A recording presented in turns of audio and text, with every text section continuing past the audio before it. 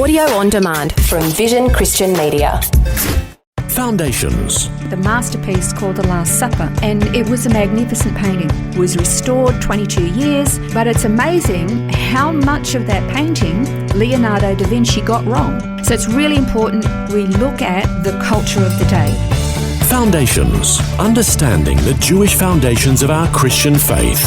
With Robbo Robinson and Mandy Warby. Welcome back to Foundations, and over the last couple of programs we've been exploring the fact that Jesus is living water and how that was significant in relation to some of the Jewish feasts. We're starting a new subject today, but I guess building on that understanding. This time we're going to be learning what it means to walk in the dust of our Rabbi.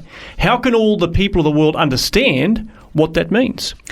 Well, you probably won't be aware of this, but there are a lot of Christians around the world who actually don't even realise that Jesus was a Jewish rabbi. They're just not aware of that, because the Jewishness of Jesus has pretty much been severed for thousands of years, and so they really get quite a shock. In fact, there are even some Jewish people who are more secular Jewish people. They're not even aware that Jesus was Jewish.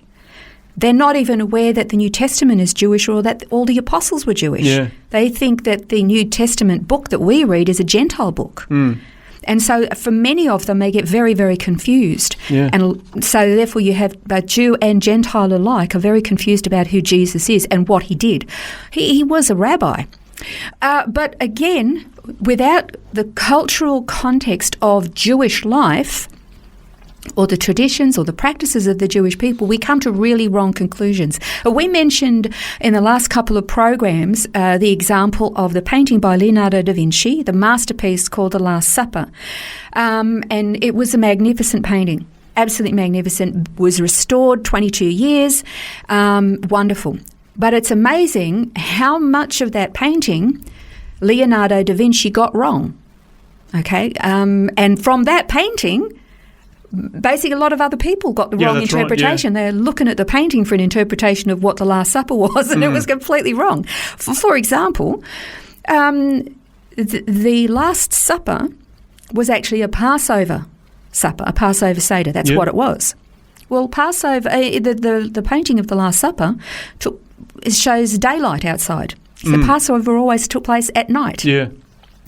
Every disciple that was represented in there were Caucasians, except that the disciples and Jesus were all Semitic peoples of quite dark olive skin.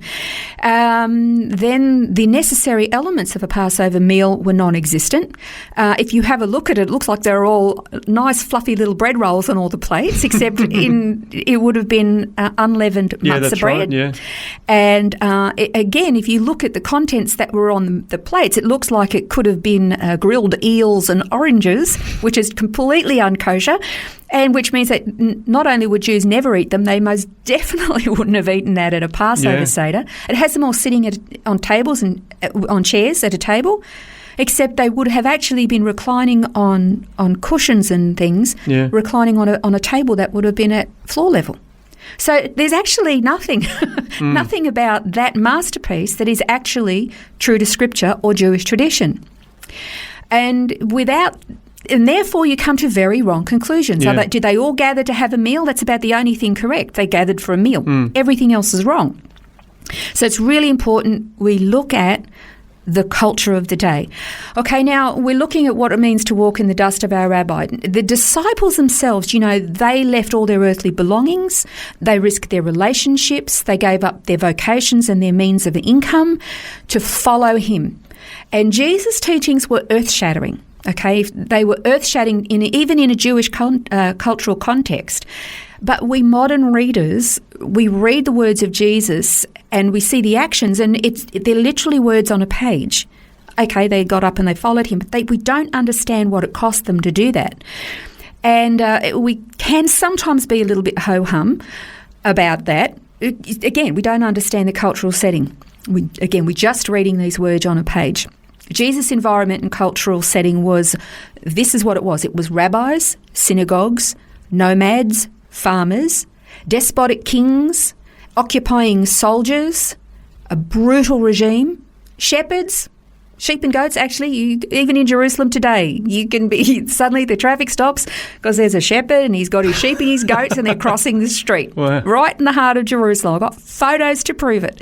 Okay, traditions, ceremonies, temple sacrifices, that was the cultural setting of his day. Now, the very first church that was birthed in Jerusalem had the very best advantage because they were eyewitnesses to everything that Jesus said and did and what life was like.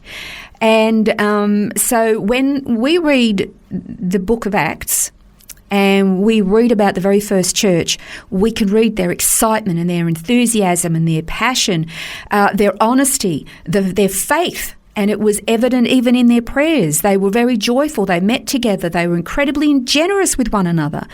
It was a very exciting time at the birth of the church when you read what happened on the day of Pentecost in Acts chapter 2. But most people don't realise that the very first church in the book of Acts was entirely made up of Jewish people. There were no Gentiles. Yep. They were all Jews. They would go to the temple. They would have been horrified at the thought of Gentiles being in the church. They would never have allowed them to come in simply because their Jewish traditions and customs said they couldn't actually interact with Gentiles because they would become like defiled. This was this come out and be separate from the world, my people, which had gone to a very far extreme by that stage. Okay, in fact, was the first decade was that the church was completely Jewish. It wasn't until Cornelius had his message from the angel and Peter had his vision in Joppa of the sheet lowered down that he went and shared the gospel with Cornelius, and that opened the door to the Gentiles. Before that, they were all Jews. Yeah. And you wouldn't realise it was that length of time, would you? Because as you read it in Acts, it's like, the next chapter, Peter has a vision, and so you kind of just assume, that was the next week or, you basically think they had Pentecost, they met for a week, and the next day Cornelius was in on it. Yeah. No, it was a decade. Almost. Not quite, but almost. Close to 9.5 years, so close to a decade before the Gentiles started to come in. I mean, and that gave the opportunity for the church to establish, but when the Gentile church actually finally did start to come in, you can read, as you read the different epistles, the contrast between the Jewish groups and the Gentile groups. Okay, the Jews were studying the Torah. Remember, at that stage the New Testament hadn't been written, so when they studied the Scripture, they were studying the Old Covenant. We tend to ignore it. But that's what they were reading all the time. When you look at, say, the Jews, the advantage the Jews had was they already understood the standards and the righteous laws that God had established, the kind of behaviour that God deemed acceptable and unacceptable. You look at the Church of Corinth and it was a mess.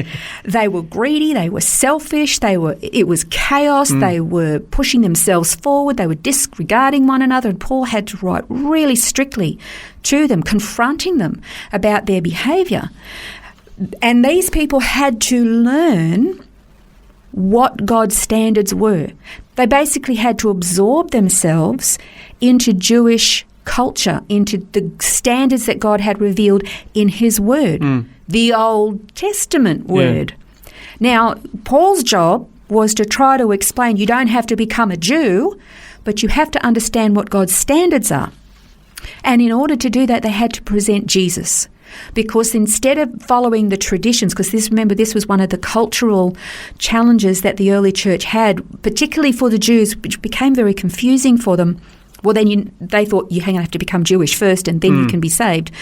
No. They had to learn about Jesus. They still had to learn what it meant to be grafted into the Commonwealth of Israel and all of that. But first of all, they had to get rid of all of the crud and the selfishness and all of that. They had to learn who Jesus was to follow Jesus. Well, in order to follow Jesus, you have to understand what the disciple and the rabbi relationship was like. It was not like we have in a study group where you have a teacher at the front and you have a classroom and you learn the information. It was very much you have the teacher and you have the apprentice. The teacher does and you copy. The teacher does and you copy, and this is it. So we've only just started, but we'll continue on in the next program on what it means to walk in the dust of our Rabbi. We're looking forward to exploring that some more, understanding it from, the first century context with the Gentile church, but how does it apply to us today in the 21st century as well? That's to come on Foundations. This has been Foundations, a look at the Jewish foundations of our Christian faith. For study notes, resources and more, see vision.org.au/foundations. Thanks for taking time to listen to this audio on demand from Vision Christian Media. To find out more about us, go to vision.org.au.